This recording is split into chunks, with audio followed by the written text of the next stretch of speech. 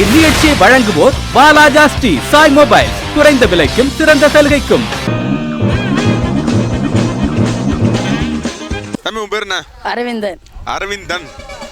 அரவிந்தன் அப்படின்னா எங்க கேள்விப்பட்ட பேர் மாதிரி இதப்பா? ஏன் கேள்விப்பட்டுக்கிறேன்? சாமந்திபுரத்தில். இங்கே வந்ததான் சாமசிவபுரத்தில் வந்தால் தான் கேள்விப்பட்டு முடியும் அரவிந்தன் அப்படின்றது. அரவிந்தன் என்ன பண்ணுறாரு?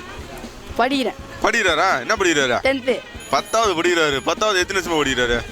10 வருஷமா. 10 வருஷமா 10வது படிக்கிறாருங்க. இதை விட வேற என்ன இருக்குது? அப்படிதானா? 10 வருஷமா 10வதா இல்லை 1 வருஷமாவா? 10 வருஷம். 10 வருஷம் தாங்க. எப்படி கேட்டாலும் சரி என்ன சொல்லி அமைச்சிட்டாங்க. எது கேட்டாலும் கரெக்டாக பதில் சொல்லி அதனால் நான் 10 வருஷமா 10வது தான் படிச்சுக்கிறேன். 10வது முடிச்சுட்டு என்ன பண்ணா? 10வது முடிச்சுட்டு ஐடிஐக்கு போகணும். என்னது? 10வது முடிச்சுட்டு ஐடிஐ. ஐடிஐயா? ஐடிஐ போனோமா? ஐடிஐயில் போய் என்ன சம்மந்தமாக படிக்கணும்? இன்ஜினியரிங். இன்ஜினியரிங் சம்மந்தமாக படிக்கணுமா? ஐடிஐயில் போயிட்டு நான் இன்ஜினியரிங் சம்மந்தமாக படிச்சுட்டு வந்துட்டே இருப்போம். அது எத்தனை வருஷம் படிக்கணும்? அதுக்குன்னா ஒரு 3 வருஷம் 4 வருஷம். அது ஒரு 3-4 வருஷம் படித்தா போதும். அதுக்கு அடுத்தபடி அதை முடிச்சுட்டு என்ன பண்ணோம்? அதை முடிச்சுட்டு எதனா ஒரு வேலைக்கு போகணும். அதெல்லாம் முடிச்சுட்டு வேலைக்கு போய்ட்டு தான் மறுபடியும் படிக்கிறது இல்லையா? 10வது வரல 10 வருஷம் படிங்க. அப்புறம் ஐடிஐ வந்து ஒரு 3-4 வருஷம் இன்ஜினியரிங் சேர்த்து படிங்க. படிச்சுட்டு விட்டு நேராக வேலைக்கு போயிடுங்க. உனக்கு தேசத்துக்காக போராடின தலைவர்கள் யாராவது தெரியுமா? ஆர்மி. ஆர்மியா? தேசத்துக்காக போராடிய தலைவர்களில் ஆர்மி உண்மைதானே? தேசத்துக்காக தான் அவங்க போராடிட்டு இருக்காங்க. வேற யாருப்பா? அவங்க ஆர்மி மட்டும் தான் போராடுறாங்களா? வேற யாரு? காந்தி போராடுறாரா? இப்ப போராடுறாரா? ஏற்கனவே போராட்டாரா? ஏற்கனவே போராட்டாரா? என்ன எதுக்காக போராடினாரு? சுதந்திரம் வாங்கி கொடுக்குது. யார்கிட்ட வாங்கி கொடுத்தாரு? வெள்ளையனர்கள் இருந்து காப்பாத்திக்கிட்டு. வெள்ளையர்கிட்ட இருந்து காப்பாத்தி கொடுத்தாரா? எப்படி காப்பாத்தி கொடுத்தாரு அவரு? அடிபட்டு. அடிபட்டு? சொல்லு நல்லா வர நீ புல் பாம்புல வர நீ சொல்லு. சுட்டு யாரு போய் வெள்ளைக்கார சுட்டு விட்டாரு அவரு? ஆமாங்க, அப்படித்தான் போய் அவர் சுட்டுக்கிட்டு எப்படியோ காப்பாத்திட்டாரு அவரு. அந்த சுதந்திரம் இப்ப யார்கிட்ட இருக்குதா? எங்க கிட்ட தான். உங்ககிட்ட தான் இருக்குதா? இவங்க கிட்ட தான் இருக்குது. காந்தி சுதந்திரம் வாங்கணும் உடனே நேரம் எடுத்து வந்து மூட குத்துட்டு போயிட்டாப்ல. அருந்து வச்சுக்கப்பா அப்படின்னாரா? எப்படி எதில் போட்டு மூடி வச்சுக்கிறதா?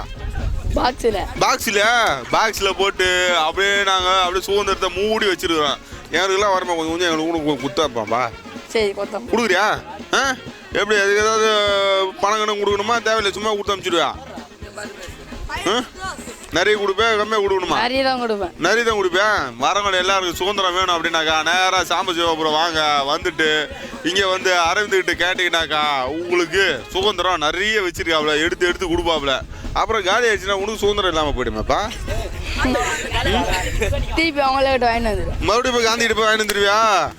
அதாவது சுதந்திரம் மறுபடியும் தீர்ந்து போச்சுனாக்கா நாங்கள் மறுபடியும் போய் காந்திகிட்ட போய் மகாத்மா காந்தி அவர்களே, எங்களிடம் இருந்த சுதந்திரம் தீர்ந்து போய்விட்டதால் மீண்டும் கொஞ்சம் சுதந்திரத்தை கொடுக்குமாறு கேட்டுக்கொள்கிறோம் அப்படின்னாக்கா மறுபடியும் அவர் என்ன பண்ண ஒரு கண்டெய்னரில் ஏற்றி இந்தாப்பா சுதந்திரம் எடுத்து போப்பா நீ அப்படின்னு சொல்லி குத்தாமிச்சானா இவர் எடுத்து வந்து எல்லாருக்கும் சுதந்திரத்தை விநியோகம் பண்ணுவார். அப்படி தானே?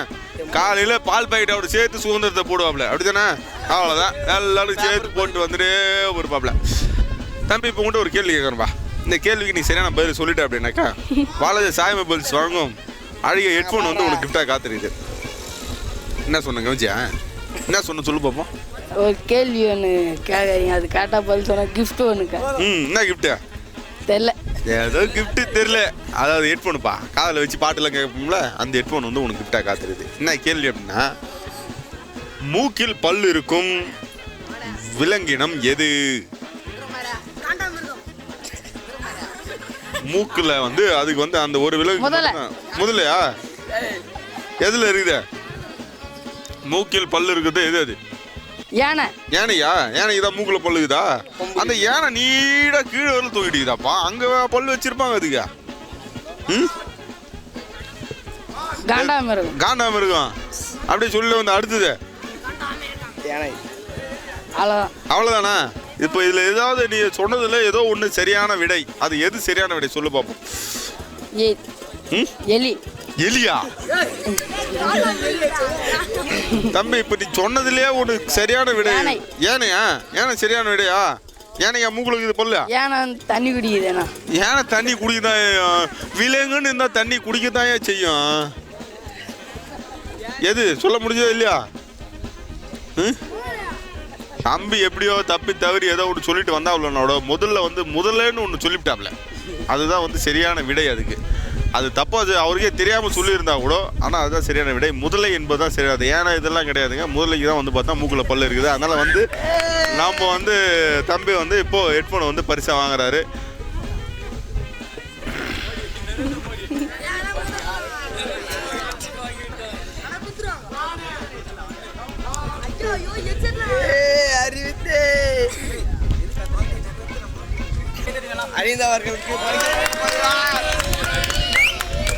தம்பிகிட்ட கேட்ட கேள்வி என்ன அப்படின்னு பார்த்தோன்னா, மூக்கில் பல்லு உள்ள விலங்கு எது அப்படின்னு சொல்லி கேட்டோம்னா முதலை அப்படின்றதான் சரியான விடை. அதுக்காக இவருக்கு ஹெட்ஃபோன். ஐயா உங்கள் பேர் என்னய்யா? வேலு சாமிங்களா? வேலு இப்போ சாமி ஆகிட்டதால வேலு சாமி ஆகிட்டாரு. அப்படி சேர்த்துக்கிட்டாரு. அப்படி ப்ளோவாக வருது பார்த்தீங்களா? இந்த நிகழ்ச்சியை முழுக்க வாங்குறது யார் அப்படின்னு பார்த்தா வாலாஜி சாமி பஸ். வாலாஜி சாமி பஸ்ஸில் நீங்கள் வாங்கக்கூடிய எல்லா மொபைலுக்கும் வந்து நிச்சய பரிசு உண்டுங்க. எந்த மொபைல் வாங்கினாலும் சரிங்க, லோ பட்ஜெட்லேருந்து பெரிய பட்ஜெட்லேருந்து எந்த நீங்கள் ஃபோன் வாங்கினாலும் உங்களுக்கு நிச்சய பரிசு உண்டு. இதில் வந்து காம்போ ஆஃபர் உண்டு, பை ஒன்று கெட் ஒன்று ஆஃபர் உண்டு. ஒரு ஃபோன் வாங்கினா இன்னொரு ஃபோன்லாம் ஃப்ரீலாம் உண்டுங்க. நீங்கள் உடனே ஃபோனை வாங்கினா ஆசைப்பட்டு உடனே கிளம்பி வரக்கூடிய இடம் எங்கே வரணும் அப்படின்னா வாலாஜி சாமி பஸ் வாங்க. இப்போ வந்து சாமி பஸ் வந்து வாடிக்கையாளர் நலனை கருதி இப்போ வந்து ஆற்காடில் வந்து புதிய கிளை வந்து திறந்திருக்காங்க. இது எந்த இடத்துல இருக்குது அப்படின்னா லட்சுமி திரையரங்கம் அருகில் இருக்குது. லட்சுமி திரையரங்கில் மிகவும் பிரம்மாண்டமாக உங்களுக்காக வந்து பார்த்தீங்கன்னா ஒரு ஷோரூம் வந்து உங்களுக்கு ஓப்பன் பண்ணியிருக்காங்க. இங்கே வந்து நீங்கள் உங்களுக்கு எண்ணற்ற மாடல் நிறைய மொபைல்ஸ் வந்து உங்களுக்கு வச்சுருக்காங்க. உடனே மொபைல் வாங்கணும், நீங்கள் கிளம்பி உடனே சாமி பஸ்ஸுக்கு வாங்க. அண்ணங்கிட்ட போய் என்ன சொல்கிறாங்க பார்ப்போம். அண்ணா வேலுசாமி தானே? இப்போ சாமி தானே கூப்பிடணும்? வேலுசாமி பார்த்து வேலுசாமி தான் என் கூப்பிடணும். இந்த வேலுசாமி வீராசாமினால அதெல்லாம் நீங்கள் தாங்களா? அதெல்லாம் நீ கிடையாதுல்ல, கருப்பு சாமிங்க. கருப்பு சட்டை போட்டுதால அண்ணன் இப்போ கருப்பு சாமி. ஆமாம் அண்ணன் என்னென்ன பண்ணுறீங்க? ஃபார்மர்ல? அப்போ ஃபார்மர்னு என்னென்ன அர்த்தம்? டாக்டர் தானே? விவசாயம் தான். படிச்சுட்டு விவசாயம் படிச்சுட்டு தானே விவசாயம் பண்ணுறீங்க. ஆனால் இந்த விவசாயம் பண்ணுறதுலையே தென்னை மரத்தில் நல்ல காய் நிறைய நிற்கணும்னா என்னென்ன பண்ணணும்? நிறைய சத்து போடணும்ல. என்ன மாதிரி சத்துல நேராக போய் பி காம்ப்ளெக்ஸ் அப்படின்னு டேப்லெட்டாக வாங்கிட்டு வந்து போட்டாங்க. என்னென்ன அதெல்லாம் யூஸ் இல்லை. என்ன போடணும் அப்படின்றது வைக்கிறேன். சாண எருவை போடுங்க. சாண எருவு இல்லாதவங்க என்னென்ன பண்ணலாம்?